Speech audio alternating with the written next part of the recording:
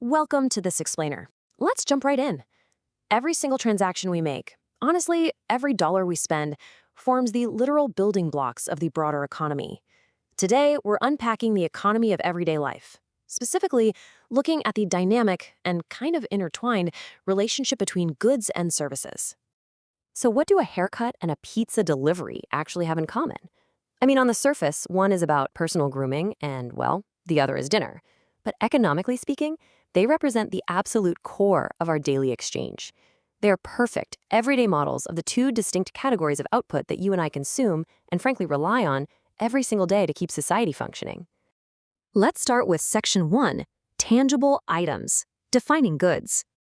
At their very core, goods are physical objects that can be touched or handled, providing us with material utility. Now, that phrase, material utility, it just means they derive their economic value directly from their physical form. We're talking about the tangible assets in your life, the items that are manufactured, stored, shipped around the world, and ultimately consumed by us. These are the physical anchors of our daily routines. Think about it. An apple you eat for a quick energy boost, a physical book you read, a ball you play with, or even the clothes you're literally wearing right now. These are all products generated by supply chains that we physically use to generate value or comfort for ourselves. So the defining metric here is physical interaction. Basically, if you can touch it, hold it, or wear it, it's a good. If it occupies physical space, you are dealing with material utility. And look, understanding this physical baseline is absolutely crucial before we dive into the more abstract half of the economy. Which brings us to Section 2, Helpful Actions, Defining Services. Services represent the other half of the economic equation, non-physical tasks or actions performed by others that improve our lives through labor. Notice how we've moved from objects to actions? You can't stockpile or physically hold a service in your hands, but you absolutely benefit from the professional expertise, the time, and the labor of someone else. This encompasses the vast network of professional labor we all rely on to just navigate modern life. Think of a teacher teaching a classroom, a doctor providing medical care, a stylist cutting your hair, or a delivery person bringing that package to your door. These are all critical, helpful actions rendered to accomplish specific outcomes. The whole distinction really hinges on this one principle. You can't touch a service, but you can definitely experience it. For example, you hold the physical pizza box, right? But you experience the labor of the delivery itself. The value is generated through the actual execution of the task, rather than just handing over a physical object.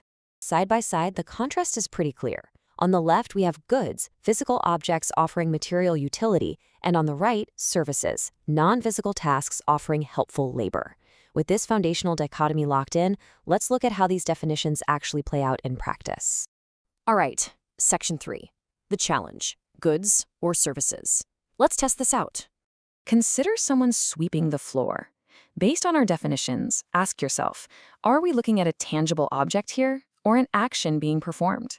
It's a service. Sure, the broom itself is the physical good, it was manufactured and sold, but the actual labor utilized to give you a clean floor, that's a non-physical action that you experience.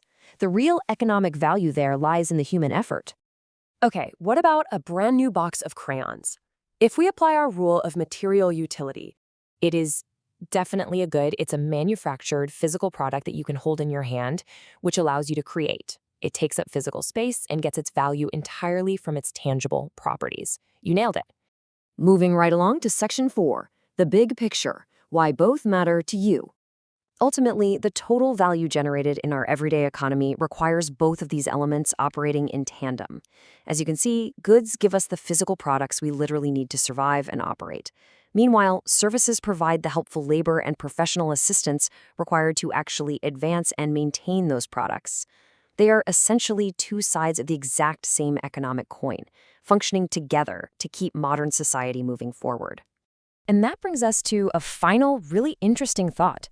The modern economy is constantly blurring the lines between these two categories.